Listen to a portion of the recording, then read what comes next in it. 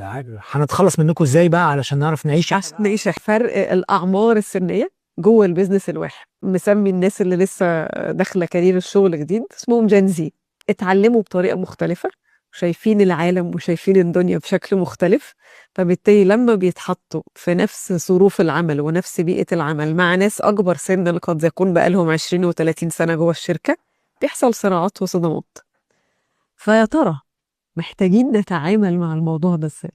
هقول كده كلمة عشان أنا شايف إن دي هي الحل. نوصل له ازاي؟ هنلاقي مقاومة ازاي عشان نوصل له؟ ده هنتكلم فيها. honoring diversity. لو أنا جنزي نفسه، أو لو أنا الراجل اللي عنده 60 50 40 سنة نفسه، اللي مش الجنزي خالص وما تربيتش بنفس الطريقة ولا عشت كل التجارب الحياتية اللي هم شبوا على شيء فتح عينيهم على الدنيا، لقوا الدنيا غير ما احنا طلعنا خالص. صحيح.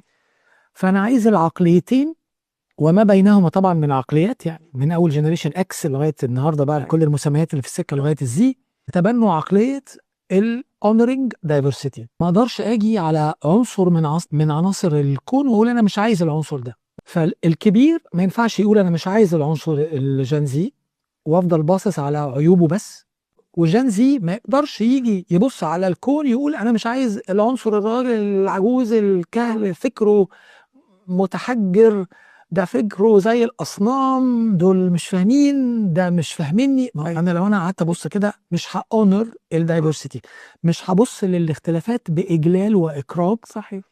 لازم يبقى في جلال.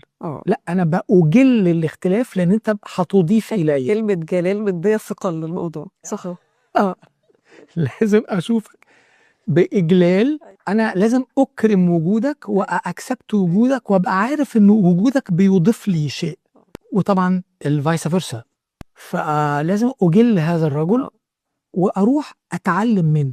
فانا الكبير محتاج ان انا اروح اتعلم من الصغير. اعرف نموذجه عن العالم ده، هو شايف العالم بنموذج. بحط الايجو شويه على جنب بتاع انا الكبير اللي المفروض عندي كل العلم، واشوف اني ممكن اتعلم من اي حد في اي عمر، لان اكيد عنده حاجه هيعلمها لي. لكن لو انا طبعا ما كنتش قادر اعمل ده مش هروح في حته.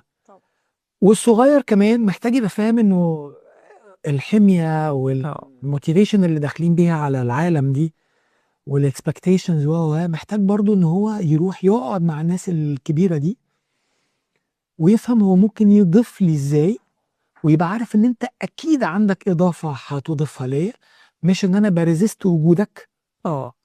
هنتخلص منكم ازاي بقى علشان نعرف نعيش احسن؟ نعيش